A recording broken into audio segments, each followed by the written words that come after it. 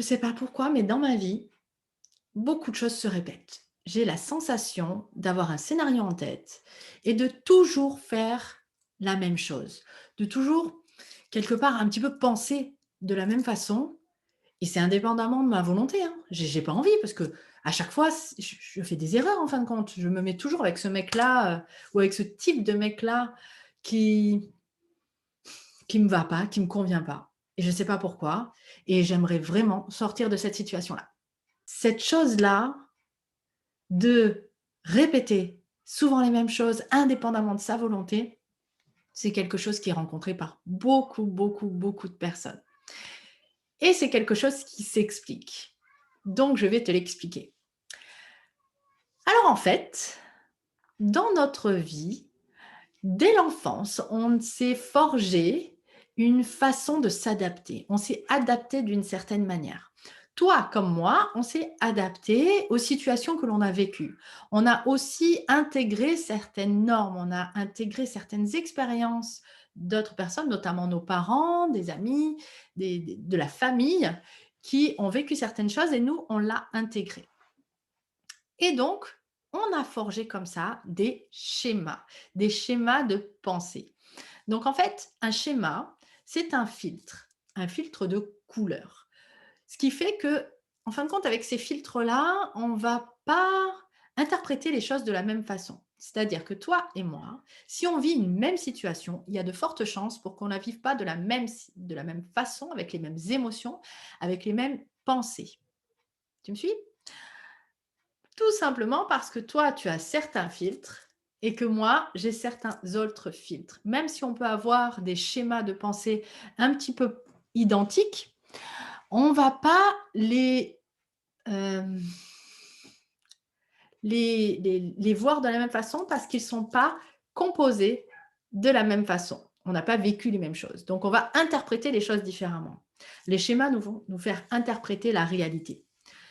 Qui a raison? Personne n'a raison, personne n'a tort. Là n'est pas la question. La question, elle est juste dans le fait que nos schémas de pensée vont nous faire interpréter la situation d'une certaine façon et vont nous faire revivre systématiquement les mêmes choses. 18 schémas ont été référencés.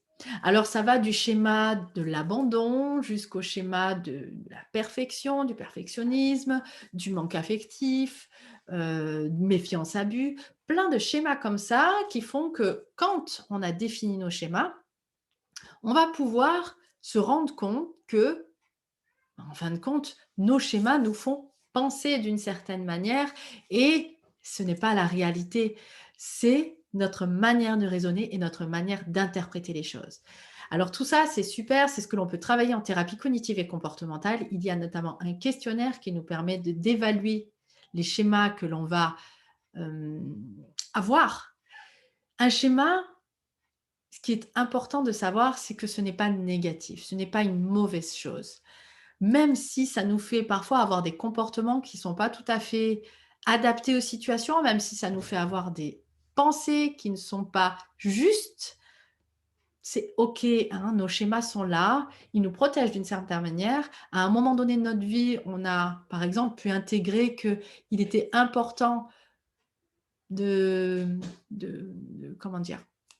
De répondre positivement, aux besoins de nos parents pour se sentir aimés, ce qui va nous conduire plus tard, alors ça parle plutôt du schéma d'abnégation, mais ce qui va nous conduire plus tard à répondre aux besoins des autres avant même ses propres besoins. On peut en oublier nos besoins personnels, tout simplement parce que on a ce schéma d'abnégation qui nous fait d'abord penser aux autres, indépendamment de nous, et surtout sans nous prendre en considération. Et là, c'est important de le travailler. Non pas pour enlever ce schéma d'abnégation, parce que souvent c'est ce comment dire? Ce défaut-là, entre guillemets, «défaut» que l'on va avoir à être en tout ou rien. C'est-à-dire que ça va pas, je m'occupe trop des autres et il faut que je m'occupe de moi, donc je vais, devenir égoïste et ne plus du tout écouter les besoins des autres, ne plus du tout y répondre et ne répondre qu'à mes besoins. On rentre très vite en tension, notamment que quand on a de toute façon ce schéma d'abnégation, ça ne nous va pas du tout de réagir comme ça parce que derrière, on va culpabiliser et on va pas se sentir bien et donc on va revenir au départ à s'occuper que des besoins des autres. OK? Donc en fait, le travail sur les schémas est super intéressant et ça, c'est ce que tu peux travailler en thérapie cognitive et comportementale. Et après ça aussi, ce qui est intéressant, c'est de pouvoir se dire: «OK, j'ai ces schémas-là. Comment je peux faire pour ne pas rentrer, me faire envahir par ça?» Ça, la méditation de pleine conscience va permettre véritablement de sortir de ces schémas-là, de les accepter pour ce qu'ils sont. Alors, notamment quand ça a été travaillé en thérapie, hein, ça va être de pouvoir sortir de ça, les voir véritablement agir pour pouvoir, dans un second temps, ben, en fin de compte, ne plus être guidé par eux et être tout simplement aux commandes de tout ça pour pouvoir se dire: «OK, là, j'ai mon schéma d'abnégation qui est en train d'agir». Par exemple, il y a une amie qui me demande de la soutenir parce que en ce moment, c'est pas évident.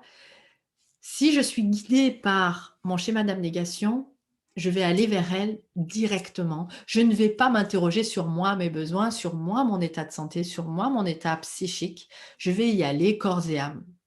Si je mets un petit peu ce schéma d'abnégation au regard de ma conscience et de me dire: «OK, là, il y a pas quelque chose qui est en train de se faire et là, j'ai cette envie d'y aller de suite, mais moi, comment je suis? Où j'en suis?» Et là, je vais pouvoir un petit peu ajuster, c'est-à-dire que je vais y aller, mais peut-être que je vais y aller à un moment donné ou peut-être que derrière ça, je vais prendre soin de moi aussi. Et c'est ça, toute la nuance qui est nécessaire, qui est primordiale à intégrer. Donc, pour pouvoir intégrer tout ça, il y a les thérapies cognitives et comportementales qui peuvent t'aider à déjà référencer ben, les schémas que tu peux avoir, à les évaluer, notamment grâce à ce questionnaire-là et à une explication fournie par rapport à ça. N'hésite pas à me demander en commentaire, je t'aiderai par rapport à ça.